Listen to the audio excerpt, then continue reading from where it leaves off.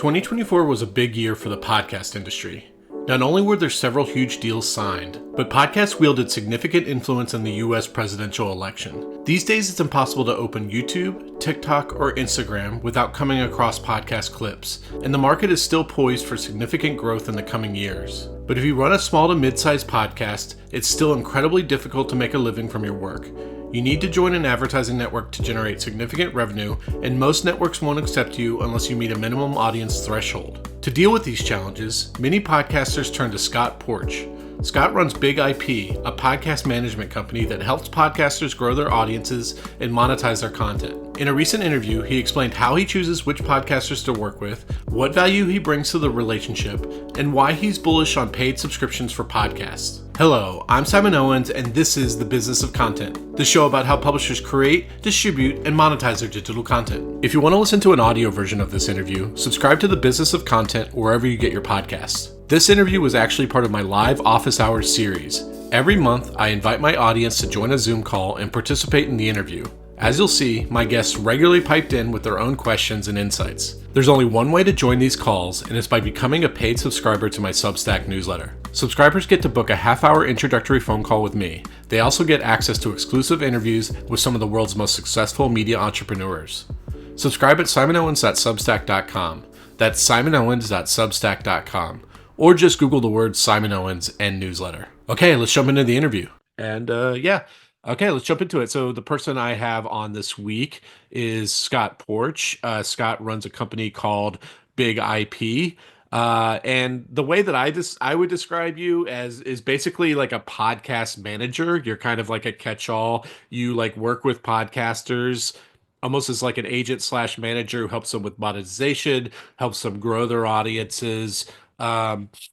And we'll talk about what all that entails going into it. But just to kind of start with, to just figure out like how you got into it, to this and how you built your business. Tell me little bit about what you were doing before this, because like you came into the podcast industry completely sideways. Like you spent the whole beginning of your career as a lawyer, right?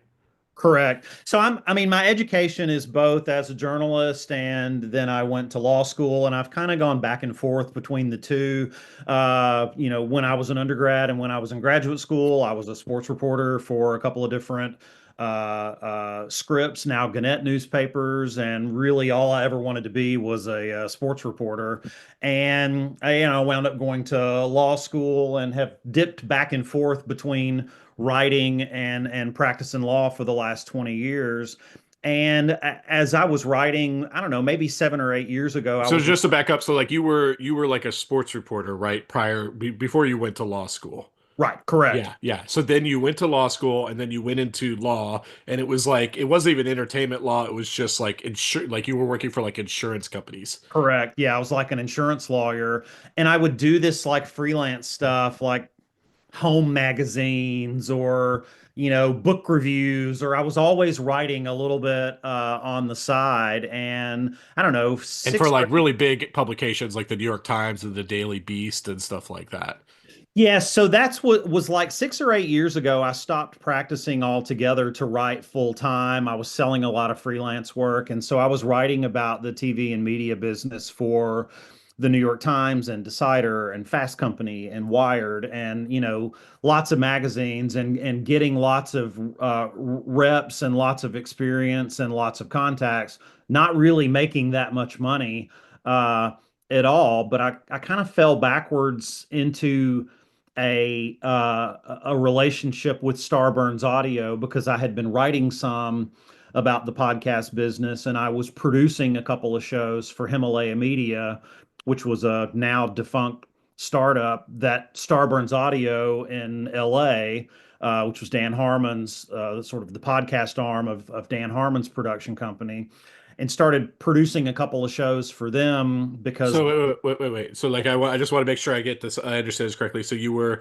writing you were doing journalism pieces, you were covering entertainment, and I think you like wrote about the pod, like your entry was you started writing about the podcast industry because like there was like this whole ecosystem of like Game of Thrones podcasts and stuff like that. You were writing about Game of Thrones, and that led you to writing about podcasts, right? And then you said that you got connected to someone at Himalaya Media, which was this like a few years that I think they had like some $100 million investment. I don't even know if they're still around. They're not. What did They're they? still a huge Chinese company, but they're not here anymore. So how did that? How did you writing about a little bit about the podcast industry as like a freelancer then lead to you while you're still an insurance lawyer, like doing like moonlighting work for Himalaya Media? Like, what were? How did you get into that, and what were you specifically doing for them? So it was just this bouncing ball of, I wrote this long piece for the New York Times about sort of the TV review media ecosystem of like YouTube channels like New Rock Stars and podcasts like The Ringers podcasts that are covering film and TV. And I wrote this long story about that. And I was writing other stories, and I wrote a story about one of the executives that I wrote about when he was at Castbox before he was at Himalaya. And then when he went to Himalaya, he called me about, it's just this bouncing ball. And I started getting more interested in sort of the podcast side of the business as it related to film and television, which was really emerging at that time. This was 2017, 2018. And so I started, I produced a show with Hugh Atchison, who was a big James Beard award-winning chef, and published, kept writing about the business while I was doing some of these podcasts. But I met Jake. So like this guy at Himalaya, he's like, "Oh, how about you come work for me? You could produce shows." What does that mean? You were producing shows? I didn't know what it meant at the time. I knew media and I knew entertainment because I wrote a lot about it. I mean, I was writing for the New York Times and Decider mainly about TV shows and sometimes interviewing people just about their shows, but also about how that fit into the business of shows. I wrote about a big Halt and Catch Fire on AMC when it was getting a big second window viewing on Netflix. And, I think a lot of people at the time didn't realize that what it was doing was stealing the show, from AMC. Those viewers weren't going backwards to AMC. They were just becoming viewers of the show on Netflix. And so the more I wrote about this, the more people I met, and I started working with a handful of YouTube channels that were covering film and TV. And I wouldn't say I invented the idea, but in a number of different places in the podcast business, people were figuring out that if you were doing the same thing on YouTube that you were doing on audio, you could charge advertisers for the aggregate number of impressions across both of those platforms. Mhm. And a company called Podcast Ad Reps that handled the advertising for Starburns Audio started handling the shows that I was handling. And Anthony Savelli, who now runs advertising for Libsyn, which bought AdvertiseCast, which bought Podcast Ad Reps, which was the company he worked at the time that was handling my advertising. We figured out that we could sell advertisers both the podcast and the YouTube channel by putting the same content on both. And we've, figured out how to sort of get them to talk a little more like it worked with video or without video, that they weren't referring specifically to things on the screen that didn't make sense if you weren't in audio. And we just started adapting YouTube to audio and selling them that way. So was this for Himalaya or this was after Himalaya? This was after Himalaya. Okay, yeah. So, I So produced. you just started working with podcasters and saying, "Hey, I'm going to try to sell. I'm working with these different ad networks and stuff like that, and we're going to try to sell, um, help you monetize through selling advertising across the YouTube versions of your show and the podcast versions of your show." So I wasn't really making any money doing this. I was still practicing law during the time, making a little bit of money, but during the pandemic, the whole business sort of, I wouldn't say the business model, the production model of the podcast business changed on a dime. And so instead of me going to Los Angeles to develop a podcast with Jason Smith at Starburns Audio, everything started happening remote. and Jason and a film writer named Cliff Dorfman were hosting a podcast themselves during the pandemic called Stuck at Home. And I was producing that show and helping them book guests on that show, and even appeared sometimes on that show if a guest fell through to talk about what was happening on the television business. And this was in, late 2019, early 2020. And in March 2020, Jason Smith, who ran Starburns Audio and was hosting this podcast that I was producing, had a heart attack and suddenly passed away. And he had told me for a long time, if you stick around and you learn what you're doing and you sort of figure out where the money is in the business and you get better at producing, you're probably going to be able to figure this out, find a big show, and have your own studio. And that's exactly what happened. I was working with John Campia's show, which was a big YouTube channel at that time. I'm still working with him. And, when Podcast Ad Reps got bought by uh, a what is now Libsyn, we signed a bigger deal with the company, and that started making more money, and we signed some other shows, and those started making more money, and so up until about, I don't know, maybe a year and a half ago, I was really a studio. Everything I had was handled by Libsyn, and I had an output contract at Libsyn where, without a lot of heavy lifting in my contract, we could just add another show as I signed another show. And it was really almost like a captive studio at Libsyn. I owned the studio. I paid all the creators their money, and all of the advertising came through my contract and their web interface and everything. And it worked great until I started So acquire.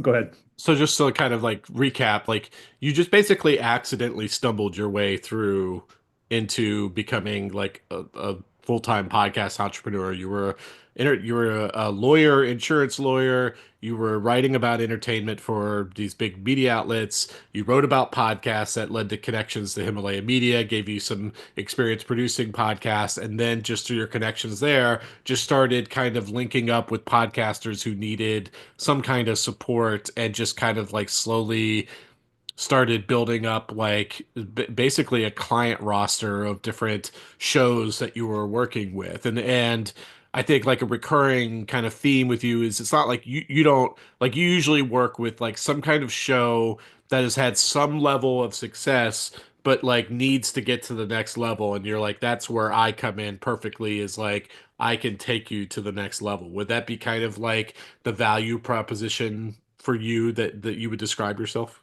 Yeah, exactly. And in fact, now, sort of to go forward from that point to now, it became clearer that other shows I was signing had different needs. Some of them weren't looking for new distribution, but they were looking for help growing the show, or they were looking for help with subscription, or they were looking for help booking guests, or, and so it became what I began doing, and really most of what I'm doing now, particularly in the first 6 months to a year of working with a show, is almost a best practices arbitrage. It's like I'm finding things that they're doing that are structurally impeding their growth, impeding their revenue, impeding the listen through on their individual episodes, all of these sort of structural things that, if you just fix a few things, you can grow faster or make more money or book guests more easily, or whatever those individual things are for those individual shows. That's really most of what I do now, is identifying these structural impairments in podcasts and YouTube channels, and sort of helping orient them toward whatever it is they're trying to do. Yeah. And so how do you identify a potential show that you want to start working with? Like what's kind of the sweet spot of where a show is that when you kind of stumble upon it and say, I could help this show? A lot of it has been referral. Uh-huh. I would say almost all of the shows I handle are in film and television. So, and that's changing a little bit now. I just signed the first sort of purely tech show that's not related to film and television. Brian Tong, who's really he's about a 300,000 follower YouTube channel that mostly writes or mostly talks about Apple products and other sort of consumer competitor products to Apple. But up until then, it's mostly just been referral, or when I talk to somebody, they're aware of the shows that I work on and they know what I do and they start asking questions, and I make the pitch. In some cases, it's just a cold pitch to somebody who I know is friends with someone I already handle, and they'll tell the person that I'm going to email them. And so there's some awareness when I do email them, and some of them have come that way. And like, would it be true to say that like a lot of your clients either they have a YouTube channel but not a podcast and you help them get into podcasting, or vice versa, they have a podcast but they don't have like a video YouTube component and you're helping them expand into YouTube? Like, is that usually the way that you work with a lot of them? That has happened in most cases. Now, when I started working with John Campia's show, he already was doing his show on an audio platform, but almost everyone else I've worked with either came from YouTube or from podcast, but didn't have the other platform, and certainly didn't think of platforms as like multiple places to do the same thing. Yeah. So like on the audience growth side, give me some examples of like what you're specifically doing to work with these podcasters, like helping them do things that they weren't doing before.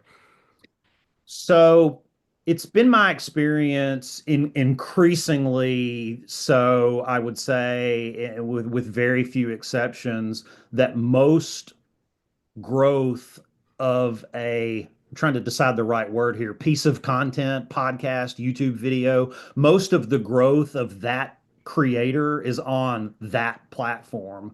So a lot of it has been really shifting.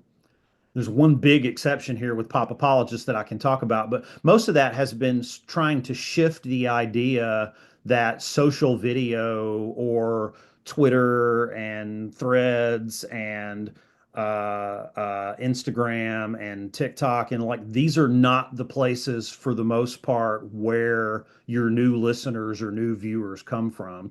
Most of your new listeners and new viewers come from the platform where they natively find you. Yeah. So a lot of what I try to do from a growth standpoint is lean into that, sometimes across platforms, sometimes on a platform by platform basis. That can be having guests that are also on that platform, where, or going on other shows really is more valuable. That, if I handle a podcast and there's another podcast of similar subject matter, the host of the show that I manage can go on this other show as a guest or as an expert, or, you And are know, you like pitching them to go on that? Are you actually like emailing that other YouTuber or podcaster and saying, "Hey, I have a great guest to come on your show"? yeah, absolutely. Yeah. And what is emerging now is almost a more sophisticated version of that, where there's a couple of startups. There's Swap FM, which sort of is a booking and measurement service where we can place a promo of a certain number of units, 100,000 or whatever, or 50,000 of one show against another show, and also the reverse, the other show against the first show, and have both of those promos running at the same time, and actually on both ends measure the efficacy of that promo, because these, what they call pixels or prefixes, a piece of code that we put actually in the feed of the podcast, that can tell when you listen to podcast A and in the next 30 days listen to podcast B, we can make some inferences that they discovered it from the promo or from the guest on that one podcast. So the sort of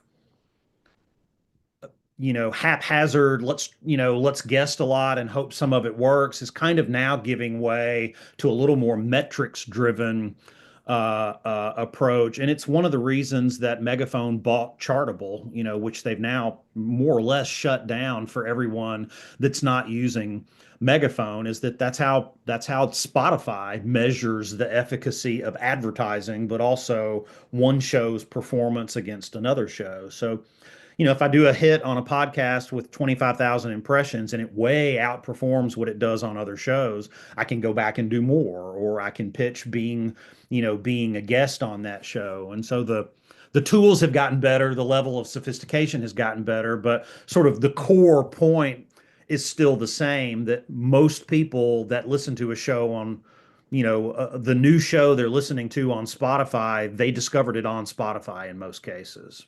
Yeah. Reminder, anybody can throw questions into the chat at any point and I can call on you. So like how much are you rolling up your sleeves and like designing YouTube thumbnails, or like taking the video version of their recording and editing it for them? Or is that not the kind of really like produced, you're not as hands on? It depends. I mean, I wouldn't say I'm a thumbnails Mhm. expert. I mean, we suddenly, for one show in particular, are in the process of hiring a YouTube consultant to help us with essentially the first 10 seconds of episodes and the thumbnail, and really to sort of help us with some research in the particular genre of this podcast about, what's more effective. I mean, I'm a kind of a jack of all trades by design. I'm not a master of none, but I would say a master of, not everything that I'm dealing with. But I mean, I developed a lot of best practices from listening to good shows, from talking to producers of good shows, from trial and error on my own shows about what titles work, how to structure the first 10 seconds or 20 seconds or 30 seconds of an episode to get a first time listener to stay a little bit longer, because the longer they stay, the likelier they are to finish the episode. And finishing the episode is the best indication of listening to another episode or following. And so all of these things come from these tiny little nudges, like better titles and a better first 10 seconds of the episode. So yeah, some of those things I'm very involved with. I spend a lot of time, as I said, on this sort of best practices arbitrage, getting shows oriented toward growth or oriented toward doing things in a little bit different way than what they have been doing. And then in a lot of cases, the next step is taking them to distributors and negotiating a new advertising and distribution deal. So that's yeah, that's kind of my next question is like how do you help on the monetization side? Because like you're not like going and pitching individual sponsors to come on shows, right? No, I work with a lot of different, where it used to be all Libsyn, basically an output deal where Libsyn would just attach to every new show I handled. Now, in a lot of cases, those shows are either coming in, they already have advertising, or they're coming in and they don't have advertising yet, but we want to fix some things first and get their download numbers up, or we're taking them immediately, out to market. So, it kind of depends on the show. But yeah, I have shows at Realm. I have shows at Podcast One. I'm in discussions with Sirius XM and Studio 71 about a show right now. And I have a show at AMP. So there's shows, kind of all over the place, depending on what's in the best interest of that show. And in a lot of cases, I mean, it's the creator's decision, but in a lot of cases, it's, who's offering the best guaranteed terms on that show. So, Yeah. it's different things for different shows. In some cases, to go back to your question about sort of how am I finding the people I work with, a lot of this is driven by my own interests. I'm very into film and TV. I'm recently very into, you can't see them because they're on the opposite bookcase from here, but into this sort of version of Blu-ray packaging called Steelbook. I don't know if you've heard of Steelbook. No. It's No. like a packaging of Blu-ray that's made out of metal, and it's like this new sort of niche collector, and I'm like very into it all of a Yeah. sudden. So I've met some of the people that are the YouTubers that are big in that area, and so there's a couple of those I'm probably about to start working with. So I mean, a lot of it's driven by my own interests, and my sort of vow from the beginning of this is that I'm only going to work with creators whose shows I actually like and feel like I can actually get engaged in as a listener or a viewer. And I've, for the most part, stuck by that. Yeah, and then like some of the ad deals that you're selling, it's like purely an ad revenue share, like they're selling advertising and stuff like that. Are you doing any like are you also like trying to sell like big, you hear about these big podcast deals that like Spotify signs or iHeartMedia or Sirius XM. Are you like trying to sign any kind of like deals like that where it's like some kind of like large payouts in advance? Like is that it kind of in your wheelhouse? Well, the Kelsey brothers came to me and I said, I don't think I'm interested. Y'all are sports, and that's not really what I do. Yeah. No, totally joking. Yeah, I'd love to have some, there's a stratification of shows where those shows are definitely at the very, very top end. A Joe Rogan or a Bill Simmons, and yeah, I mean, I have some bigger shows. I have a show with a $300,000 minimum guarantee, per year at the show's network. I don't Uh-huh. have a $6 million a year Yeah. guarantee, what some of those shows have, but yeah, I mean, definitely. The bigger I've gotten and the more experienced I've gotten, the more at bats I've gotten with bigger shows. And in fact, my dad and I yesterday, and then my wife and I last night, were sort of having the conversation that I don't know how big I want to be yet. I mean, I'm Mhm. mostly solo. I work with another producer, slash marketer on a handful of shows. I have an agent named Andy King at Buckwald that helps me on a number of my shows with distribution specific to YouTube, where he is much better versed in sort of YouTube distribution, where I am on audio. So, I mean, I do have help on some of these shows, but like what my dad and my wife and I have been talking about is if push comes to shove and I've got opportunities to start taking on much bigger work that's going to necessitate having partners or having employees. I don't know the answer yet. I don't know what I want to do. I know that the thing I enjoy most is working on the shows I like and the creators I like talking to, and the parts I don't like are chasing down distributors on money and the administrative parts of it. So I don't know. I don't you know I, Yeah. I don't know the answer yet to what getting bigger would look like. And then just to clarify, so like when it's like a $300,000 guarantee, that means the ad network owes that money to your podcaster regardless if they can fill all that inventory. That's right. So Yeah. most of these contracts are going to be, they're mostly 70/30. They can be anywhere from 60/40 to 80/20. And so what that effectively means is if they bill and collect $100,000 worth of advertising revenue on that show for that month, then they owe us 70%. Yeah. Mhm. $70,000. Yeah. Well, if the minimum guarantee, what they've guaranteed me every month is 25,000, then they're paying me the 70. Yeah. If what they bill and collect is 10,000, then they're paying me the 25 we've agreed to. And that's what the business generally calls MGs, minimum Yeah. guarantees. And it's a Yeah, it's like works like book advances where you once you earn out the advance, then you just start earning royalties after that. Paola, I'm sorry if I apologize if I'm pronouncing your name incorrectly. You had a question? Yes, I thought. No worries, that's fine. Um, so yes, I was just wondering, I work as a marketer for a online media outlet, and it's a small brand. We've got about 30,000 subscribers on YouTube, and we are on any online platform you can think of. Um, we mostly produce films, like video content. So our main platform is on YouTube. We are not yet monetizing our content, and that is something we want to do on 2025. And I was just wondering if you guys can provide any details or recommendations on how I can working on that, or things to take into So consideration when doing this. so you have how many views a month are you getting on YouTube? I was just going through the data. Monthly, let me take a look because I was just looking at the data for last year. So um so you want to know monthly? Yeah. Okay, let me take a look. So like last month we've got um 67,000 views Hmm. last month only. Yeah. Yeah.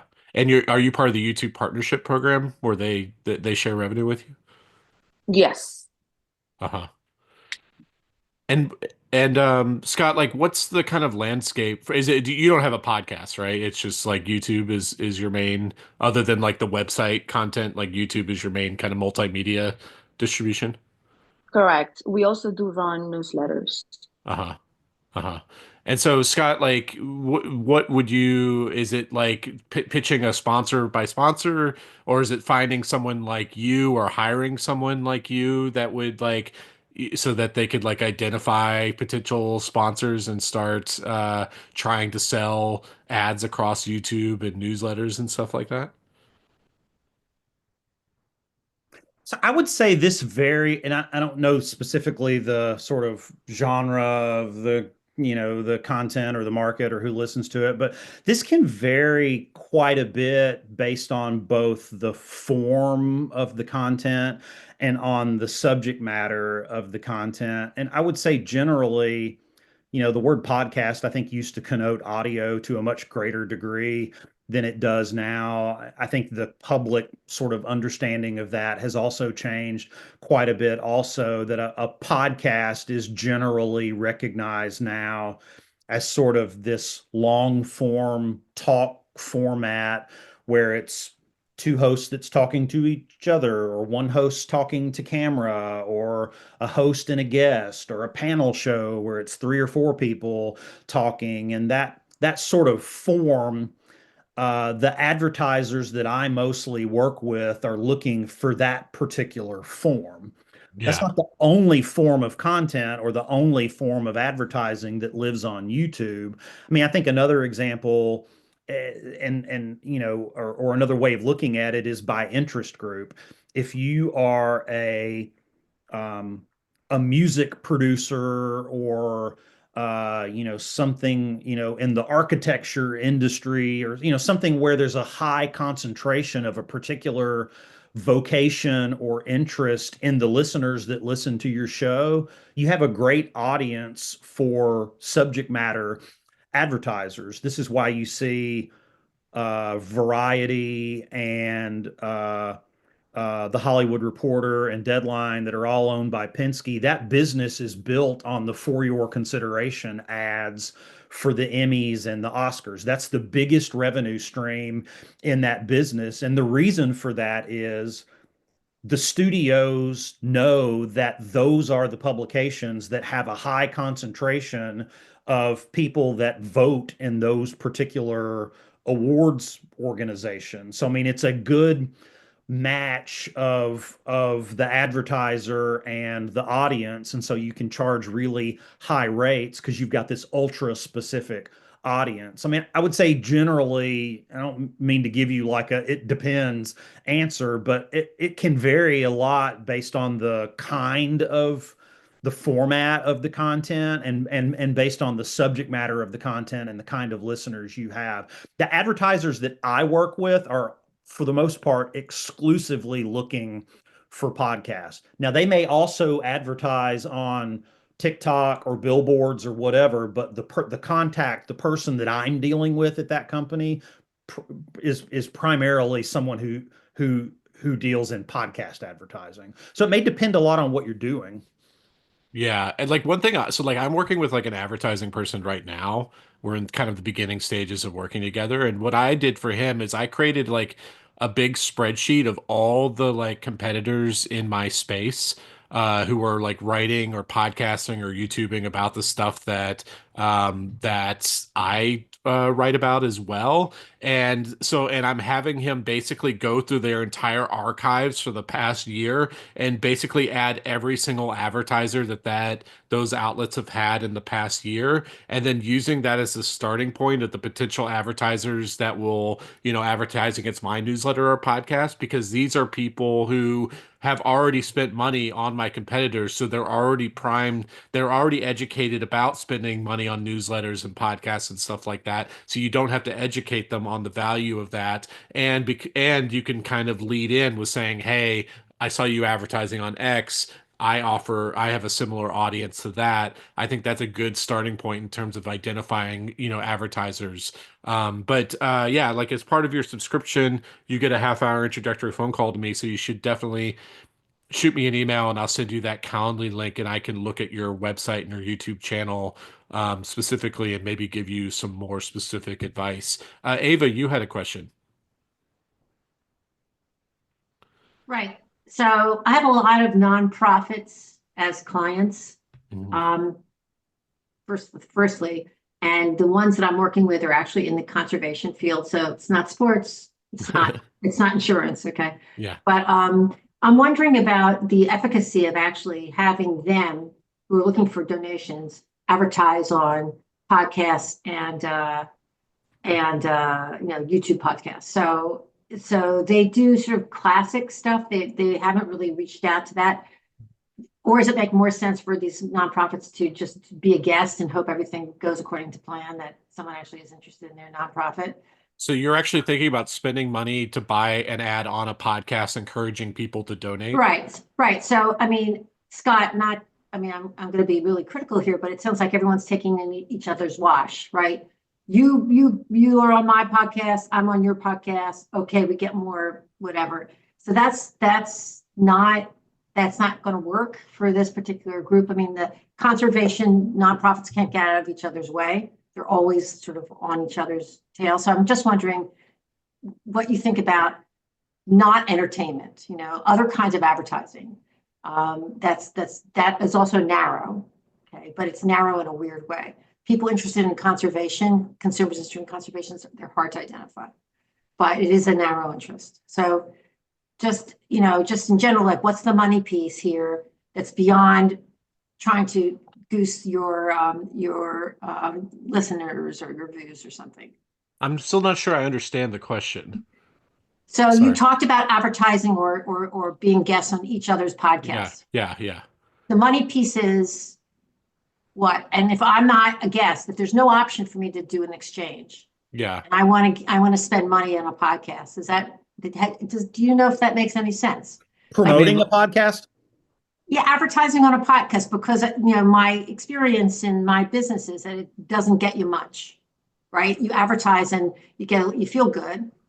Yeah. But you don't get much. If you're a guest, it's a little bit different than it's earned. So that's but not all guests have to. So you want to get the people from your nonprofits as guests on podcasts? Yeah, that I can understand. That's earned income. I want to know, should I pay for advertising on podcasts? What's the evidence? What's the evidence of the advertiser actually making out? Okay. I just don't think that's like a good bang for your buck in terms of like. So then what are we talking about in terms of like making money here? So that's what I'm getting to. So if outside advertisers never work, it's not a bang for the buck. Let's pick a consumer product. You don't have to do a donation to a nonprofit. Yeah, I mean, no, that advertising works. Like that advertising is really who are some of the top advertisers that advertise on your podcast every month, Scott? BetterHelp, Athletic Greens. These are I would say the dominant advertiser on podcasts are advertisers that are paying a lot of attention to what they call LTV, lifetime value or long-term value. And so they're looking at it, if they're paying a $25 CPM and getting X number of conversions for that, they're trying to figure out is what they're spending on the advertising per conversion more or less than what the lifetime value of that conversion generates. Right. Now I get it. That's subscriptions. Okay. And that works for narrowly focused, in your experience, narrowly focused people who are selling something that's not entertainment based. Listen to this other sports show. Like that I get, that I understand, but buy this stuff from me. That those advertisers are happy or they're not so happy. Advertising I typically see from nonprofits are more, they're not performance advertising. They're not trying to drive specific behaviors. They're more right, because there's no proof of it, so they're not doing it. Well, that's just incorrect. I mean, there's no, a I mean they have not been able to $2 billion podcast business built on metrics from performance. We know they work. No, that's not what I'm saying. That's not what I just said. So I am being provocative. So nonprofits don't know if they can drive a donation necessarily with podcasts, right? So my question to you is, right? So so then I said, so your folks are advertising. In fact, the advertisers are happy. Well, for sure, yeah. I mean, they wouldn't renew if they weren't. I mean, we would just always have new they would do a 6-spot contract or a 2-spot contract, and they would never come back if it didn't work. Yeah. And like most podcast ads, they have like discount codes and stuff like that allows them to track, how many people are buying these products. So like if you use this discount code, you get 10% off, and then some percentage of the listeners will enter that discount code, and that helps them track ROI to certain perspective. But just to get back to your original point is like, if I were trying to raise money as a nonprofit, I don't think podcasts would provide great ROI for that type of thing. Well, but if you do an LTV, just like we were talking about, which is the whole point, right? That you have someone who gives you money over many years, and so that you can actually justify it. So Ava, we haven't met. I think you could find some sympathetic podcasts that would give it to you for free. Yeah, probably. Hey, can I say one thing about this? Sure. Sorry, Josh here. Hey, Josh. Ava, one of the things that you have to think about, though, right, is that these guys are talking about their CP. They're looking at lifetime value. The other thing you have to look at is that these are really, really big companies they're looking at the lifetime value. So the lifetime value is $500 a customer. It's nothing to them to go negative 150 on the front end of acquisition, right? Right, of course. I understand right? over time. I understand, but fundraising. So what I'm saying is fundraising, right? I raise capital all the time. What I've seen that people are doing who are raising a lot of funds using podcasts, and again, have a longer cycle, right? That's the thing, is that if I advertise on a podcast today, you may start talking to me about giving you, I don't know how much you're raising, but for me, I'm a real estate alternative assets guy. Like I might talk to someone and then he gives me $500,000 in 2 years. Well, then if I'm already at $5,000 for that podcast ad, like there's kind of, there's a shortfall there, right? There's some period of time that I need to be able to, I guess you might be looking for a way to kind of recoup that a little bit earlier, right? As you're still building that thing with. No, I just want to know about the test, because if it's LTV and it's 4 or 5 years, it's a problem, right? And Scott, you haven't been in business all that long, so I get that, that's the case. So I agree that it should be lifetime value. Really super hard to calculate. Number one. Is that Number better, two is Simon, for. or no? Sorry. Is that better? Can you hear me better or no? Much better. Much better. Okay. I was going to say, this is actually not on podcast advertising, although I think that would be a really cool test to do. But I just think this is a cool one to share. I've seen a lot of advertising work really well for nonprofits that are targeting based on particular authors. So if you're doing Facebook advertising in particular, you can sort of narrow down like people who like particular authors. So if you're in the conservation space and you have authors in that space, you can retarget ads for people who like that specific author, and it's kind of a nice alignment. So if I were running a nonprofit and I had an ad spend, I would target on something that's like a little bit easier measurable than podcasts. I would use like like you said, Tanya, Facebook ads and stuff like that, where you can really kind of test test the copy to a much finer degree. I just don't think podcasts would be a great investment in that. And that's just because there's not a lot, because the volume is so much lower, let's say, than Facebook. Facebook. No, I just think nonprofits, unless you're like a huge nonprofit, like United Way or the Red Cross or whatever like that, your ad budget is much more limited. Whereas I think podcasts are better if you were like a really huge nonprofit and really wanted to. Unless it's like an event. Unless it's like an event or something specific that you're promoting. Yeah. And yeah, if it's a podcast specifically within the niche of the event that you're promoting. And the podcast corollary to an event would be something like a branded podcast, which some nonprofits have done, where you produce a 6 episode podcast about the subject matter of your nonprofit and you market the podcast, but the messaging within the podcast is donation. Yeah, if I were working for a nonprofit and I had money to invest, I would like actually invest that in creating my own podcast and trying to create a connection with my potential donors and stuff like that. But anyway, just to kind of get back to Scott, your some of the things that you've learned doing it. Like you don't just help with the advertising side though, you also help with the subscription side. Like what are you doing in terms of helping podcasters grow their subscription revenue? So subscription was a huge priority last year, and it's going to be a huge priority again this year. Pop Apologist is probably the best example show I work with of what we did. When I started working with them, like early last fall, a year ago. So I've been working with them for about a little over a year, year and a half. And when they came to me, they had say 1,500 Patreon subscribers. They had been doing Patreon all along. The podcast was trucking along, maybe 8,000, 10,000 downloads an episode, but they were making all of their money that they were making on the podcast from their Patreon. Apple Podcasts came out with a subscription format called Apple Podcast Subscriptions a couple of years ago. And I told them last fall, a year ago fall, let's experiment with this.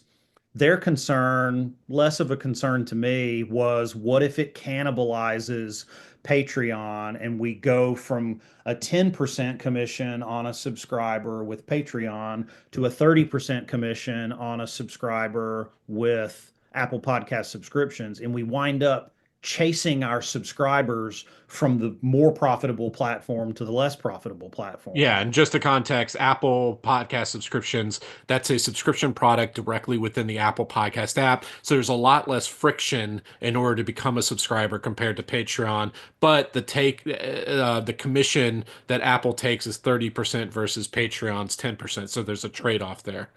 And in fact, to that point, the argument I mainly hear against Apple Podcast subscription to Patreon subscribers is not that they're worried about shows moving from one to the other. They're just looking at it like they're buying a TV. This one costs more than this one. And so they're looking at the commission being higher as the reason not to do it. So I mean that to your point, I think that's probably the more common reason why, people get sticker shock and think, wow, 30% is too much. But so we started working with Apple Podcast subscriptions. It's They're a year later making more money from Apple Podcast subscriptions, or they are on track to be making more money from Apple Podcast subscriptions than Patreon by the middle of this year. And Patreon has still grown double digits over the last year. So we now have a brand new 6-figure business from Apple Podcast subscriptions, in addition to what they have on Patreon that has also grown in the last year. And I would say the reason for that is Simon used the word friction. I've been calling it friction theory over the last couple of months.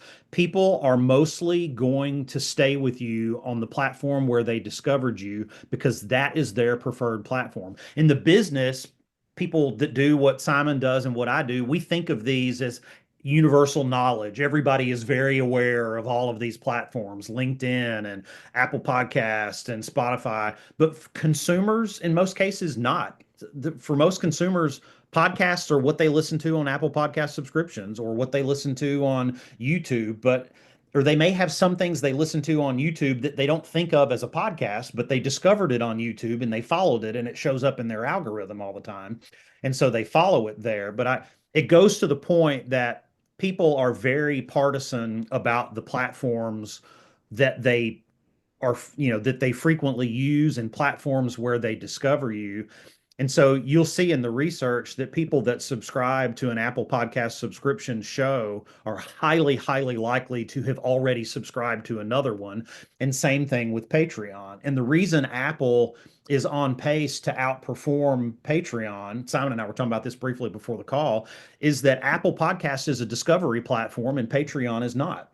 Yeah. Patreon is a cash register. Apple Podcast subscriptions is a media app.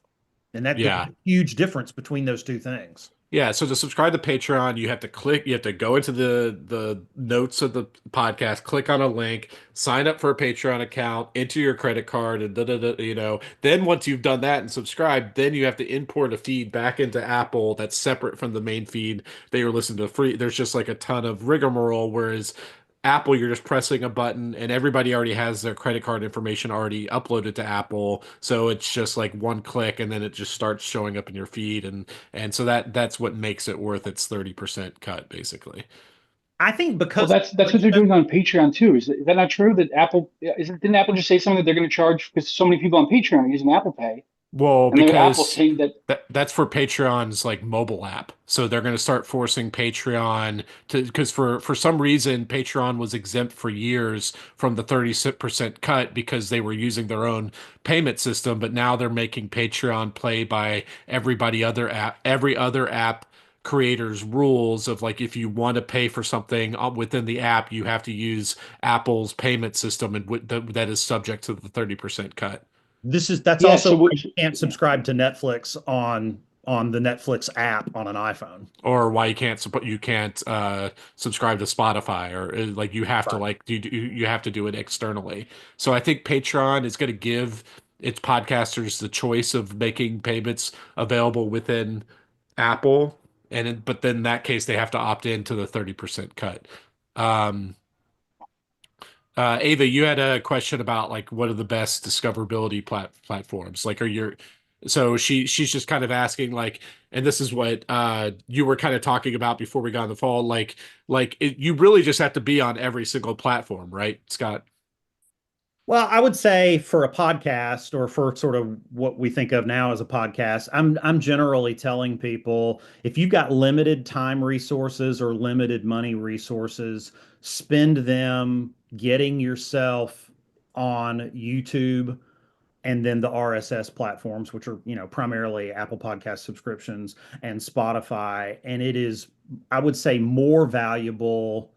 It's kind of all valuable, so it's hard to, really split hairs, but it is the marginal dollar is generally better spent up to a certain amount on video to be, more visible on YouTube than it would be on social, because on YouTube you can monetize them where they consume you, and on social you have to convince them to go to another platform. And so it goes right back to that friction point that I'd rather have people spending their time and spending their resources on YouTube, Spotify, and Apple Podcast subscriptions than on social. Now, social can be its own revenue stream once you get big enough. And I do have shows that are big enough on social. So I wouldn't say it's not worth any investment at all. But if the idea is the bank shot that you're going to get people who discover you on a discovery platform to then follow you to a monetization platform, it doesn't generally work out that way. Well, what value do you place on like going through every single episode and cutting up the best 3 minute clips and putting it on TikTok and Instagram Reels and YouTube Shorts and stuff like that? It's incremental. I mean, you will get some benefit from it. Shorts in particular is on the platform where you want them to be. So I mean, if someone's a heavy user of YouTube Shorts and they discover you and follow you that way, then you're going to start showing up in their right rail with your podcast. I mean, the conversion, is worth it there. For Instagram, I mean, Instagram is so precise and specific now about what grows and what works that I find it mostly valuable. Broad Bros is a good example. Broad Bros is a show that I manage that has maybe 30,000 Instagram followers. I would say they have a very, very high concentration in their Instagram of people that are regular consumers of their show on podcast platforms, Apple Podcasts, Spotify, and YouTube. And the function that it performs for us mainly on Spotify is reminder and reinforcement, like this episode is out now, go listen to it. So it can, I think it functions better for engagement for existing followers, listeners, to don't forget this episode than it does as a discovery platform. And I think it works really well for that reinforcement for Brav Bros. Yeah. Omar, you had a question? You're still on mute. Yes, sorry. Yeah, Scott, just wanted to get your thoughts on any like trends, opportunities, challenges you've been seeing unfold recently with the increased talk and adoption of AI, specifically in the podcast world or generally in the media, as it relates to either the content space or business side, just sort of anything in general as it relates to media and AI that's caught your attention recently. Well, like I'm the thing I've been seeing is just like use of like tools like Otter.ai to like scan the transcripts of a podcast episode and basically spit out like a blog post so you can get some additional content diversification for like having an article that's like SEO optimized and stuff like that so that people can stumble upon that and maybe discover the podcast that way. There's also a number of like AI tools for like helping with like YouTube thumbnails and stuff like that that will like I think Spotter Studios has one that like helps you generate like thumbnail ideas. Scott, what are you seeing?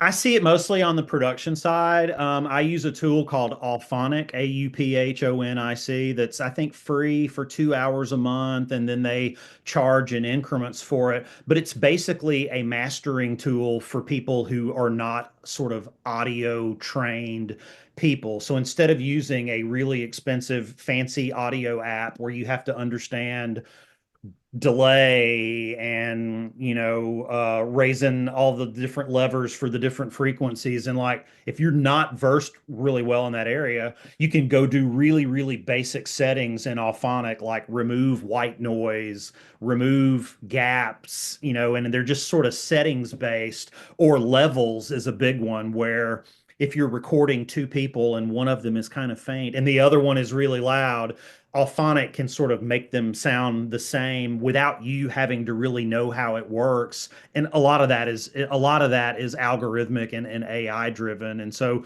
you upload your audio, you tell it the three or four things you want it to do, and then it chugs and then it spits out the audio, and it's extremely good. And particularly for you know, what's the way to describe it? Not non-commercial, or when you don't have like a professional sound editor, for your projects, it can be a really easy tool. Another one, Riverside, which is one of the big recording apps that people use when they have guests from remote, because Riverside will actually make a local recording of that person and your recording and merge those for you to download. So you get a much higher quality recording of your guest. Riverside now has some editing tools where you can edit in the transcript. You can just like highlight a couple of sentences and move that, and it will actually associate where in the audio file that is and do the heavy lifting. So it's changing sort of prosumer functions to consumer functions. That's the area where I see it the most.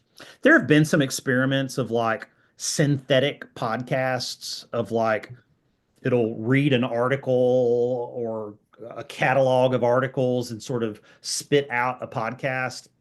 I mean, I don't think that stuff's going to work. I don't think people Hmm. listen to podcasts for information as much as they listen to it for information delivered in a particular tone or personality or format. So I, I'm inclined not to think those things would work because I'm in the business, but I think that's really my honest assessment, is that nobody wants to listen to that stuff. Yeah. Right. Okay. Well, we're coming up on the end of the hour, so if anybody has any final questions, definitely speak up. Scott, how do you make money? Like, that's the one thing you've talked about, how you help your podcasters make money. What's the kind of deal that you're coming in with to help you make money? So in most cases, it is a percentage of the revenue that I manage. And so for a lot of shows that I work with, they were established on YouTube first, and so I don't take a revenue share in their Google AdSense, but I sort of monetized them with HostRed, so I take a percentage of that HostRed. Or in the case of subscription, I might take a percentage of that subscription. Yeah. And depending on whether they have an agent and depending on what it is I'm working on, that can be anywhere from 10 to 20 points. Yeah. So on top of whatever the platform, the subscription platform or the advertising platform, what their take is, you're taking your percentage on whatever the takeaway. If they're taking 70%, you're going to take 10% of whatever that is based on. So you're really kind of you're incentivized to really help your podcasters grow because the more money they make, the more money you make. And in some cases, it'll just be fee based. I'm in discussions with both a show and a network right now for a consulting project that seems fairly certain that those will just be a flat monthly rate Yeah. because we don't really have something specific to index it to. Yeah. Cool. All right. Well, Scott, thanks for doing that. I'm going to go ahead and stop the recording.